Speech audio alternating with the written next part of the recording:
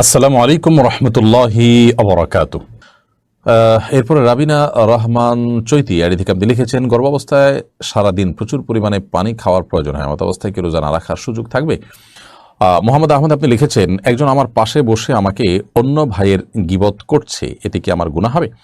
ফারজানা আঞ্জুম লিখেছেন, ছোট ছোট সূরা মুখস্থ আছে, বড় কোনো সূরা মুখস্থ নেই, তাহাজ্জুদ নামাজ লম্বা করতে চাই, কিভাবে করতে পারি? মাসুম আহমদ লিখেছেন, কয়েকদিনের মাথায় খতনা করতে গিয়ে 2টি শিশুর মৃত্যু হলো। এ নিয়ে অনেক অভিভাবকের মনে ভীতি সঞ্চারিত হয়েছে, অনেকে সন্তানের খাতনা নিয়ে ভয় পাচ্ছেন, খাতনা করানো কি জরুরি?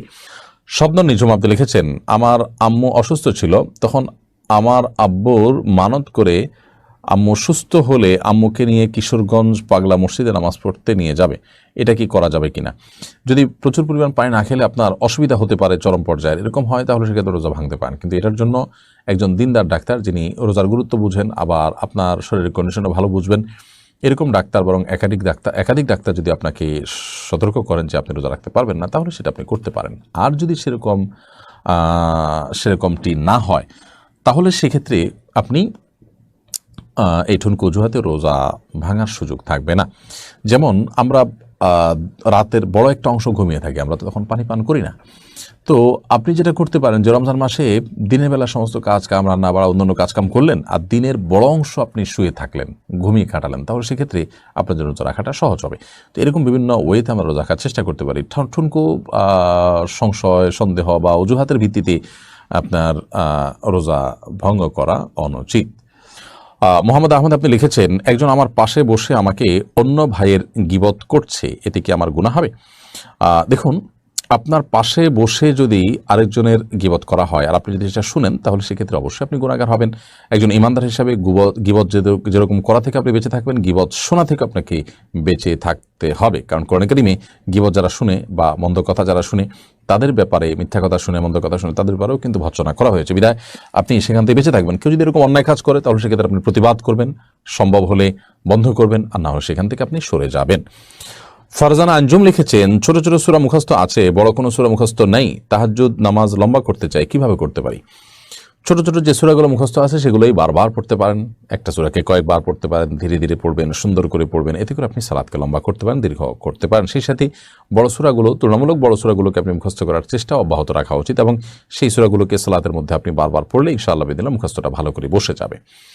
মাসুম আহমদ লিখেছেন, কয়েকদিনের মাথায় খতনা করতে গিয়ে 2টি শিশুর মৃত্যু হলো।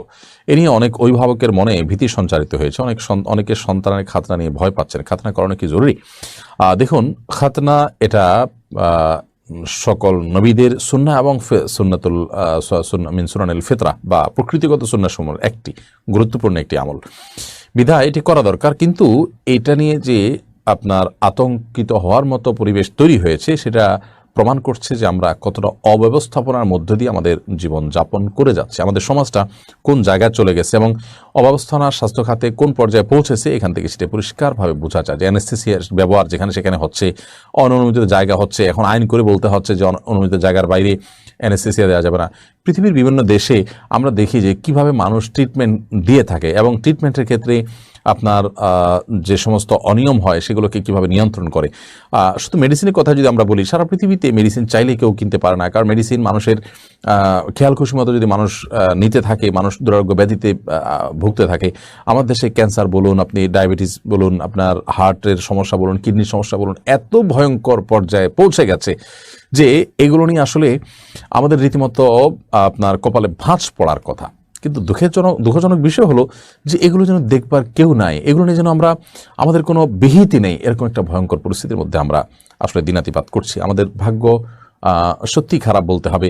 আল্লাহ রাব্বুল আলামিন আমাদেরকে কঠিন পরীক্ষার মধ্যে ফেলেছেন যে আমরা একটা ভয়ঙ্কর অব্যবস্থাপন্ন সমাজের মধ্যে আছি। আমাদের কর্তা ব্যক্তিদের আমি জানি না তাদের লজ্জা হয় কিনা, তাদের অনুশোচনা হয় কিনা, তাদের মধ্যে কোনো প্রকার কোনো রকম তাদের মধ্যে আপনার গিল্টি ফিল হয় কিনা যে তারা আমাদের এই দেশটাকে ভয়ঙ্কর একটা জায়গায় নিয়ে গেছেন, যে এখানে অব্যবস্থাপনা চরম পর্যায়ে সব জায়গায়।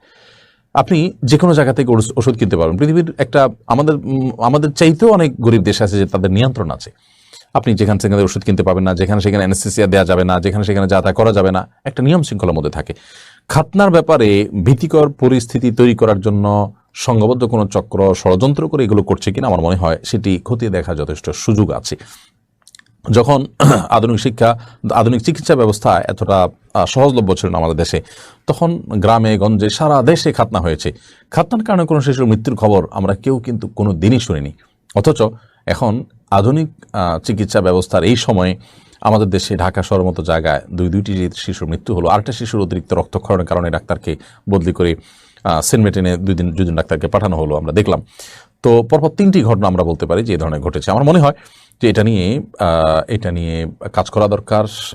এজেন্সিগুলোর কিন্তু অবাক লাগে যে তারা শুধু নাশকতার পরিকল্পনা আবিষ্কার করেন, কিন্তু এর বাইরে এই ধরনের কাজগুলো নিয়ে তাদের কোনো কাজ নেই। আল্লাহ তাদেরকে হেদায়েত দান করুন এবং তাদেরকে বোধোদয় যেন হয় সেই তৌফিক দান করুন।